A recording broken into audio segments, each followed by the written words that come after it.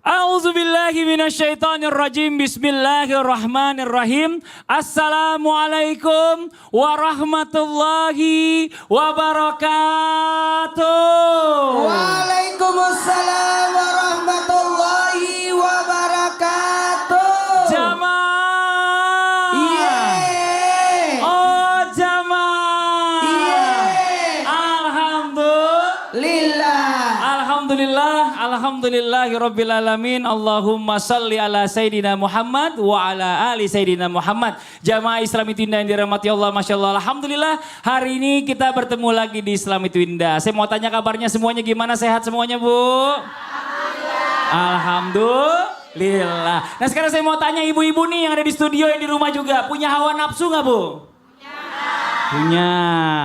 Ayo sebelah sini diem malu. Hawa nafsunya apa Bu? Belanja. Kalau makanan bisa dikikis sama ibu-ibu. Hawa nafsu lihat lawan jenis bisa dikikis karena udah ibu-ibu gitu ya. Tapi satu yang gak bisa ditolak sama ibu-ibu, diskon. Warung sana lebih murah Pak, warung sana lebih murah.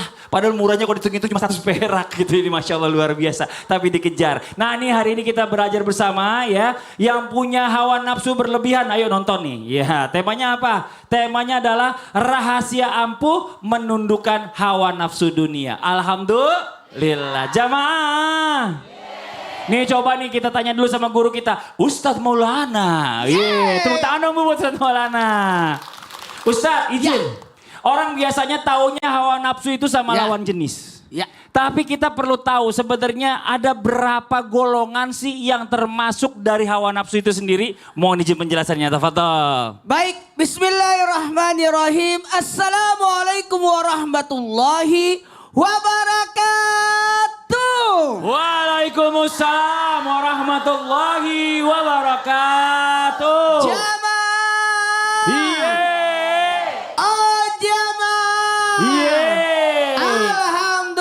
Alhamdulillahirrahmanirrahim. Izin Habib sama Ustaz Sanada. Alhamdulillah. Makasih banyak. Luar biasa. Bahagia banget aku kalau ada guru-guru kita. Masya Allah. Senang ya Bu? Kok kita gak kompak ya Bu? Ibu merah, aku biru. Disinilah kita belajar tentang nafsu. Manusia dibekali dua. Akal, nafsu. Turut tiga Akal, nafsu. Nah ketika manusia bisa mendahulukan akalnya, maka dia lebih mulia daripada malaikat. Tapi ketika dia memperturutkan nafsunya, maka dia lebih hina daripada binatang. Karena binatang punya nafsu tapi tidak punya akal. Sementara kita punya akal dan punya nafsu. Malaikat dikasih akal tapi tidak punya nafsu. Nah dari sini kita bisa belajar buat kita semuanya. Maka tadi Mas Fadli bertanya, ada berapa sih nafsunya? Nggak usah banyak-banyak, saya bahas 4 aja ya.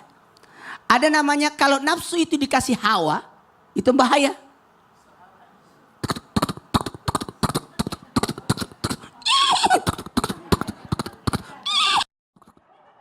Jadi nafsu itu kayak binatang liar yang kalau kita bisa kendalikan aman.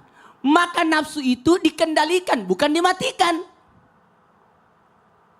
Mengendalikan nafsu bukan mematikan nafsu. Karena ada nafsu yang kita butuhkan juga.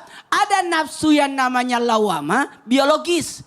Seandainya tidak ada nafsu biologis, nggak punya anak kita. Betul tidak? Butuh anak? Maka laksanakanlah. Ada namanya nafsu biologis. Ada namanya nafsu dunia. Yang biasa ibu-ibu belanja.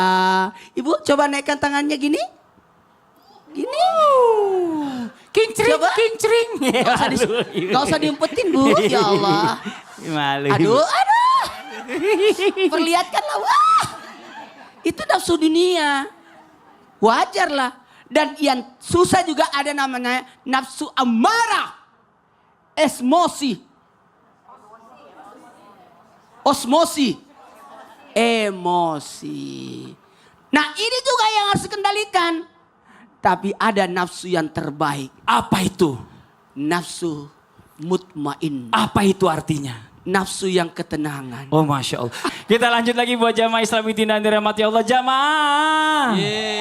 Kita lanjut Bu ya. Bapak ya semua yang ada di rumah nih. Tadi kita dijelaskan oleh guru kita ada yang namanya nafsu sama lawan jenis. Wah tapi tadi Ustadz bilang nafsu untuk kita itu gak bisa dihilangkan. Tapi harus ditahan atau ditekan ya Bu ya. Supaya atau dikendalikan. Supaya kita bisa mengontrol. Tapi apa nih amalannya? Supaya kita bisa mengendalikan nafsu syahwat kita. Wah kita minta penjelasan dari guru kita Habib Muhammad Syahab. Tepuk tangan buat Habib Muhammad Syahab. Fadhol Habib. Izin Ustaz Maulana, Ustaz Nada, Ustaz Fadli. Amin.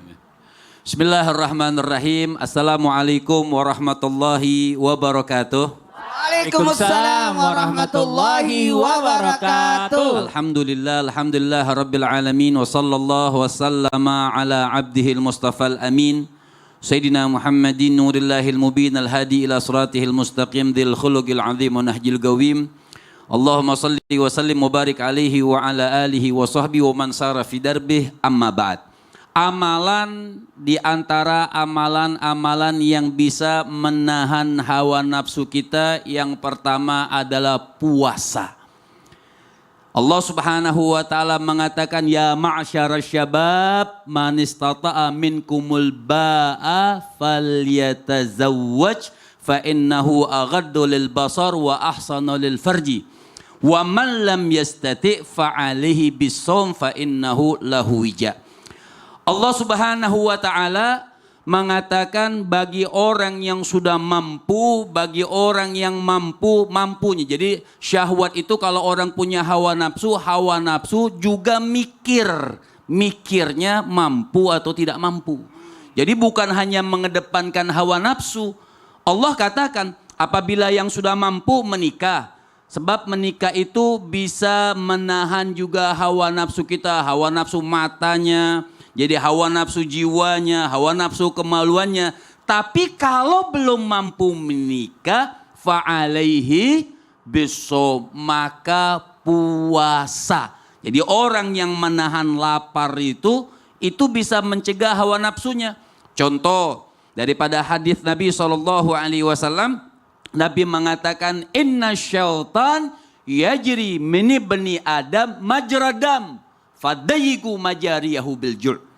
Nabi SAW beliau mengatakan inna syaitan, sesungguhnya setan iblis itu mengalir ibu-ibu ya pemirsa, mengalir di darah-darah kita, nih goda-goda kita, ngajak kita menghidupkan hawa nafsu kita. Maka ketika aliran itu luas, longgar, besar, dipersempit itu jalan syaitan untuk berenang di aliran-aliran urat-urat nadi kita, urat-urat syahwat kita dengan apa? Fadayyiqu majariyahu bilju', maka persempitlah godaan syaitan tersebut, persempitlah berjalannya syaitan tersebut dengan kita berpuasa. Makanya ulama-ulama kita nggak ninggalin tuh puasa Senin, Kemis. Kalau Ustadz Maulana setiap hari puasanya. Dia serius banget dengerin Habib Tausiah. Ah, kenapa tuh? Buat nahan hawa nafsu.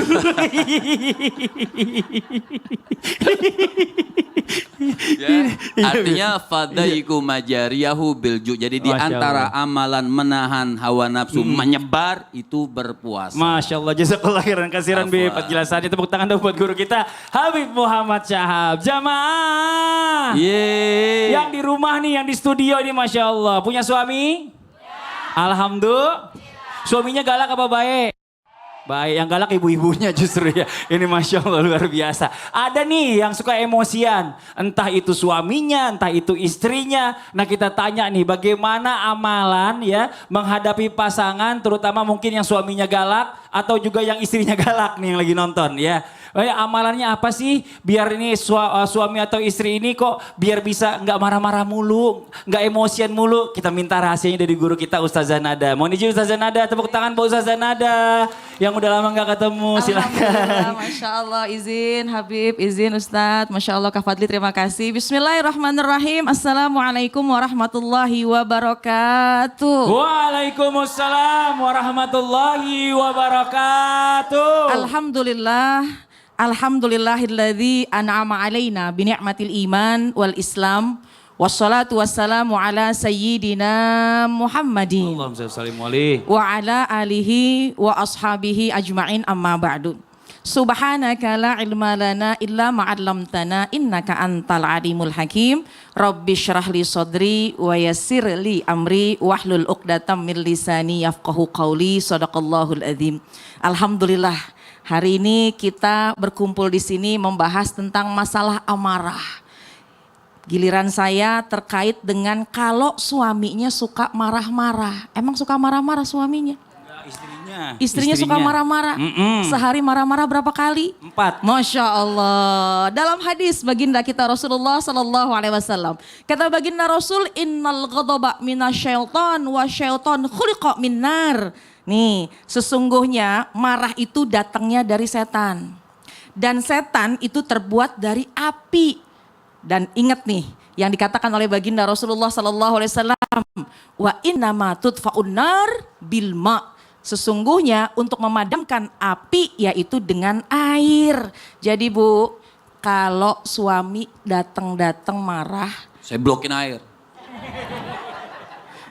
gitu ya. Oh, kata Nabi fal yatawaddo, maka berwudulah.